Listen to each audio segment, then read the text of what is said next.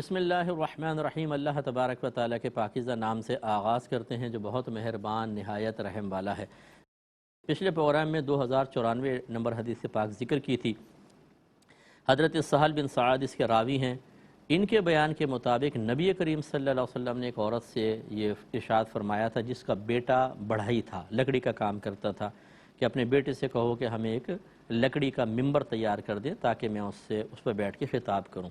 تو اس عورت نے تیار کروایا اور وہ سرکار کے پاس بھیجا گیا اور آپ اس پر رونق افروز ہوئے۔ اس کا مطلب یہ ہوا کہ لکڑی کا ممبر سنت کریمہ ہے، لیکن آج کل ہمارے ہاں پکے ممبر بھی بنے ہوئے ہیں، سیمنٹ کے بنا دیے جاتے ہیں، ان پر ٹائل وغیرہ لگا دی جاتی ہے، تو لکڑی والی سنت تو پوری نہیں ہوتی، لیکن بہرحال ممبر والی سنت پوری ہو جاتی ہے۔ اور دو تین اس طرح چیزیں ہوتی ہیں، بعض اوقات ایک سنت میں کئی پہلو ہوتے ہیں، بعض اوقات ایک پہلو نظر انداز ہو رہا ہوتا ہے تو اس میں کوئی مسئلہ نہیں ہے، دوسری جہت سے دوسرے پہلو سے ہمیں فائدہ حاصل ہو ہی جاتا ہے اور سنت پر عمل کا ثواب بھی ملتا ہے۔ تو اس میں بھی اسی طرح ہے۔ اس روایت میں یہ ہے کہ نبی کریم صلی اللہ علیہ وسلم نے از خود ان سے فرمایا تھا کہ اپنے بیٹے سے کہو کہ ممبر تیار کر دے۔ اور بھی روایات ہیں جیسے ابھی آگے آ رہی ہے، اس میں دوسری طریقے سے یہ معاملہ بیان ہوا۔ تو 2095 نمبر حدیث پاک ہے، حضرت جابر بن عبداللہ رضی اللہ تعالی عنہ اس کے راوی ہیں۔ یہ بیان کرتے ہیں کہ انصار کی ایک عورت نے نبی کریم صلی اللہ علیہ وسلم سے عرض کی، یا رسول اللہ، کیا میں آپ کے لیے کوئی ایسی چیز نہ بنوا دوں جس پر آپ بیٹھا کریں، کیونکہ میرا بیٹا بڑھئی ہے۔ تو دیکھیں اب روایات میں کتنا اختلاف ہوا۔ حضرت سہل بن سعد کہتے ہیں سرکار نے پیغام بھیجا تھا، جابر بن عبداللہ کہتے ہیں عورت نے آ کے ریکویسٹ کی تھی۔ تو یہ اس طریقے سے معاملات ہوتے ہیں، جس راوی نے جیسا سنا، جس کو جیسا واقعہ نظر آیا اس نے بیان کیا، تو کبھی کبھی اس طرح کے اختلافات سامنے آتے رہتے ہیں۔ تو سرکار صلی اللہ علیہ وسلم نے ارشاد فرمایا کہ اگر تم چاہو ٹھیک ہے بنوا دو۔ پھر اس عورت نے آپ کے لیے ایک ممبر بنوا دیا۔ پھر جب جمعے کا دن آیا تو نبی کریم صلی اللہ علیہ وسلم اس ممبر پر بیٹھ گئے جو آپ کے لیے بنایا گیا تھا۔ تو اس سے پہلے جو تھا وہ ایک کھجور کا تنا کھڑا کیا ہوا تھا، اس سے سرکار اپنی پشت مبارکہ لگاتے تھے اور کھڑے ہو کر بیان فرماتے تھے۔ اب ان صحابیوں نے دیکھا کہ کھڑے ہو کے کرتے ہیں، یعنی پتہ چلا، کیونکہ صحابیات بھی حاضر ہوتی تھیں نمازوں کے اندر لیکن پیچھے ہوتی تھیں کہ سرکار کھڑے ہو کر خطاب فرما رہے ہیں، تو انہوں نے بہتر سمجھا کہ سرکار بیٹھ کر خطاب کریں۔ تو چونکہ اس ستون سے سرکار ٹیک لگاتے تھے، تو یاد رکھیں کہ یہ جو بے جان اشیاء ہوتی ہیں نا، جیسے اب یہ ٹیبل ہے، یہ گلاس ہیں، یہ کتاب ہے، ہمیں بظاہر ایسا لگتا ہے یہ بالکل نہ سن رہی ہیں نہ دیکھ رہی ہیں، تو اگر ظاہر کا اعتبار کریں تو بالکل ٹھیک ہے، بے جان اشیاء نہ دیکھ رہی ہیں نہ سن رہی ہیں، لیکن یہ یاد رکھیں کہ یہ بھی ایک شعوری وجود رکھتی ہیں، انہیں یعنی حسی وجود ہے لیکن شعور رکھتی ہیں، یوں کہنا زیادہ انسب ہوگا۔ انہیں پتہ ہے کہ اس وقت کیا ہو رہا ہے، یہ بروز قیامت میرے جیسے میں ابھی بیان کر رہا ہوں نا، یہ گواہ بنیں گی بروز قیامت، اللہ کو خدمت میں عرض کریں گے، یا رب کریم ہم گواہ ہیں اس پر کہ اس وقت یہاں دین بیان ہوا تھا۔ اسی طریقے سے جس مقام پر آپ نماز پڑھتے ہیں، اب وہ بے جان زمین ہی تو ہے، لیکن وہ حصہ زمین نبی کریم فرماتے ہیں دوسرے حصہ زمین پر فخر کرتا ہے کہ مجھ پر عبادت کی گئی۔ اسی طریقے سے اب یہ ستون ہے، ہمارے مذہب اسلام کی روح سے درخت بے جان ہیں، لیکن سائنس کہتی ہے کہ درخت جاندار ہیں، لیکن اس وقت تک جب تک وہ ان کی جڑیں زمین میں ہیں۔ اب اگر آپ کاٹ دیتے ہیں تو مذہب بھی ہمارا پہلے بے جان کہتا تھا، اب تو سائنس بھی کہے گی یہ بے جان ہے، لیکن اب آپ شعور دیکھیں، جس تنے سے میرے آقا صلی اللہ علیہ وسلم پشت مبارک لگا کر خطبہ دیا کرتے تھے، جب ممبر بنا اور سرکار اس پہ جلوہ فروز ہوئے، تو اس کو اگر شعور حاصل نہ ہوتا تو یہ معجزہ بھی سرکار کا پھر ظاہر نہ ہوتا۔ یعنی یہ ایک معجزہ تو ویسی ہی مطلب کہ خلاف عقل چیزیں ہوتی ہیں، لیکن جو ایک پوشیدہ امر تھا سرکار کے معجزے سے واضح ہوا۔ وہ کیسے؟ دیکھیں آگے روایت میں ہے، سرکار کہتے ہیں، وہ راوی کہتے ہیں کہ تو نبی کریم صلی اللہ علیہ وسلم اس ممبر پر بیٹھ گئے جو آپ کے لیے بنایا گیا تھا، تب کھجور کے درخت کا وہ ستون چیخ مار کر رونے لگا، جس سے ٹیک لگا کر آپ پہلے خطبہ دیتے تھے، حتیٰ کہ لگتا تھا کہ وہ ستون پھٹ پڑے گا۔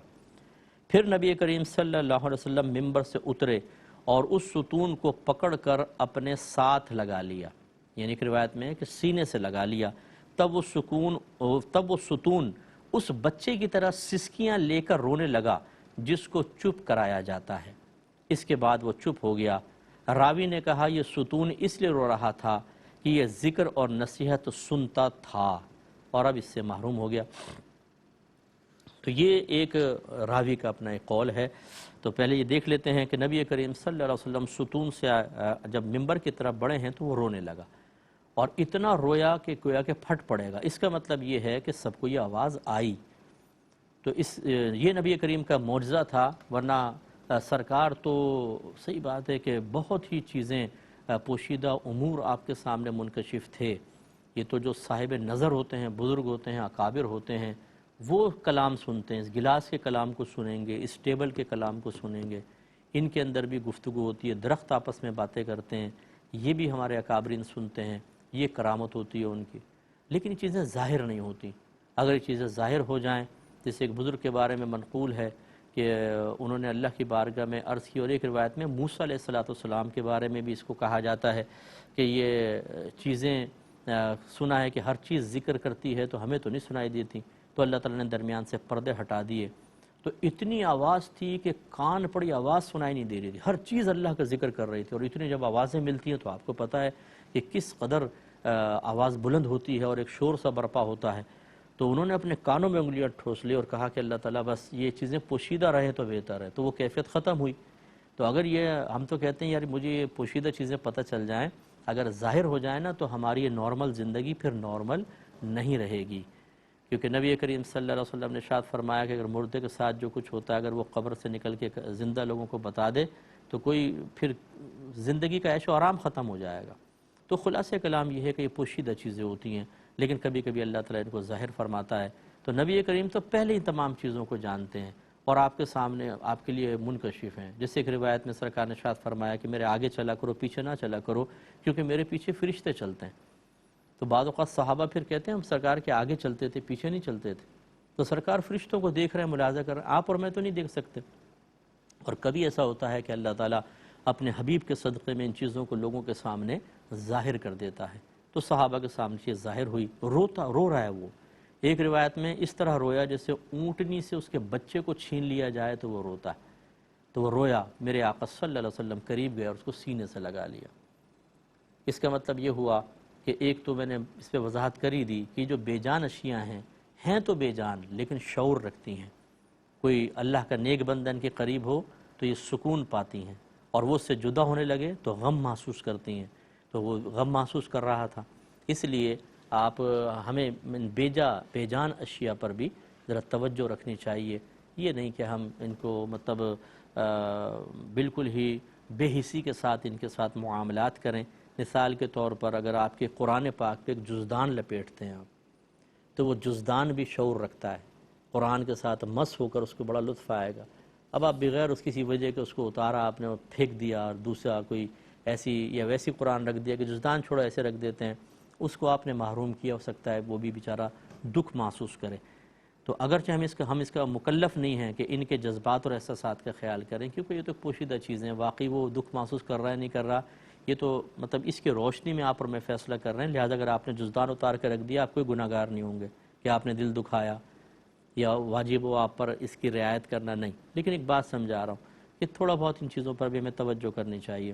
تو وہ رونے لگا تو میرے آقا نے اس کو سینے سے لگایا۔ اس کا مطلب ہے کہ سرکار صلی اللہ علیہ وسلم کے جو فراق میں روتا ہے، غم میں روتا ہے، سرکار اس سے پیار کرتے ہیں، محبت کرتے ہیں، شفقت فرماتے ہیں۔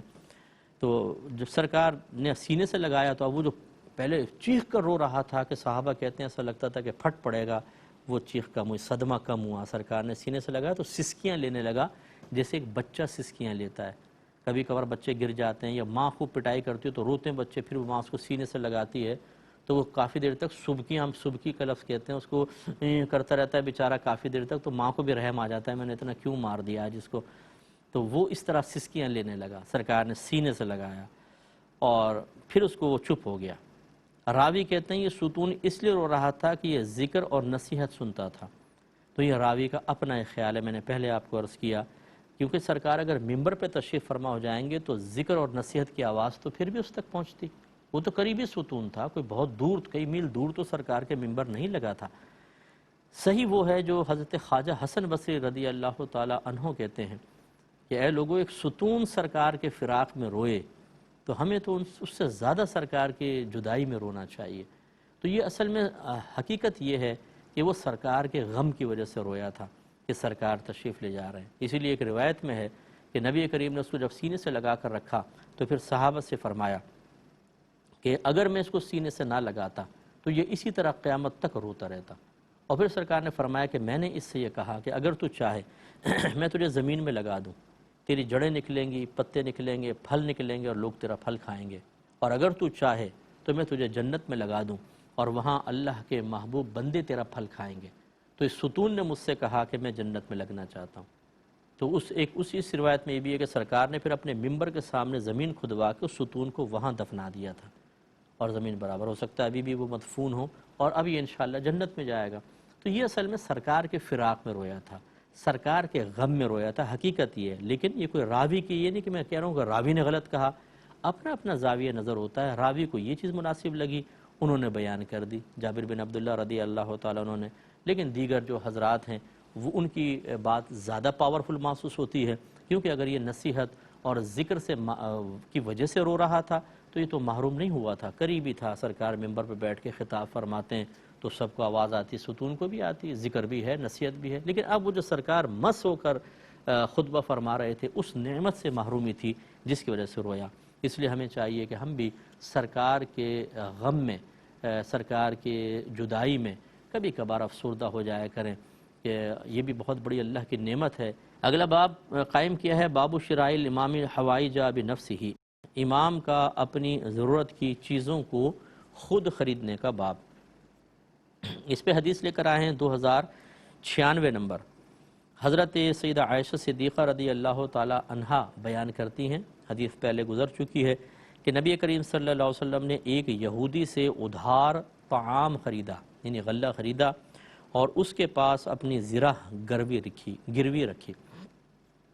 گروی کا چیز گروی رکھنے کا مطلب یا رہن رکھنے کا مطلب یہ ہوتا ہے کہ ہم کسی سے ادھار کوئی لے لیتے ہیں تو بطور ضمانت کوئی چیز رکھ لی جاتی ہے۔ ایک تو یہ علامت ہوتی ہے اس بات کی کہ ہاں قرض لیا گیا ہے تبھی تو ہماری چیز اس کے پاس ہے، اور دوسرا ایک مدت مقرر ہوتی ہے، اگر اس مدت میں وہ قرضہ لوٹا دیا جائے تو ٹھیک، اگر نہیں لوٹائے تو طے یہ ہوتا ہے کہ پھر وہ جو چیز گروی رکھی ہے وہ شخص، یعنی قرض مانگنے والا، طلب کرنے والا جس کے قرض ہے، وہ اس کو بیچے گا اور اپنا قرضہ وصول کرے گا، اور باقی اگر زیادہ میں بکا ہے تو وہ مقروض کو واپس کر دے گا، اتنا زیادہ دے دے گا، ورنہ اگر پورا ہے تو ٹھیک ہے، اپنی قیمت اس نے لے لی۔ تو یہ گروی رکھنا ہوتا ہے۔ تو نبی کریم صلی اللہ علیہ وسلم نے اصل میں تو تعلیم امت کے لیے تھا، تو آپ نے گروی زرہ رکھوائی اور وہ غلہ لیا، اور بعد میں اپنی زرہ آپ نے واپس لی تھی۔ باب شراء الدواب والحمیر، چوپایوں اور گدھوں کو خریدنے کا باب۔ اور آگے کہتے ہیں وَإِذَا اشْتَرَىٰ دَابَّةً أَوْ جَمَلًا وَهُوَ عَلَيْهِ هَلْ يَكُونُ ذَلِكَ قَبْضًا قَبْلَ أَن ينزل، اور جب کسی شخص نے چوپایا یا اونٹ کو اس حال میں خریدا کہ وہ اس پر سوار تھا، یعنی دوسرا شخص اس پہ سوار تھا، تو کیا اس سے اترنے سے پہلے اس کا اس پر قبضہ قرار پائے گا؟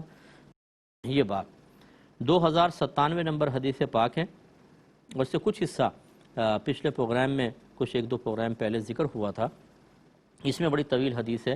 حضرت جابر بن عبداللہ رضی اللہ تعالیٰ عنہ راوی ہیں، وہ بیان کرتے ہیں کہ میں ایک غزوے میں نبی کریم صلی اللہ علیہ وسلم کے ساتھ تھا، میرا اونٹ تھک کر آہستہ آہستہ چل رہا تھا، بس میرے پاس نبی کریم صلی اللہ علیہ وسلم تشریف لائے اور فرمایا جابر، میں نے عرض کی جی۔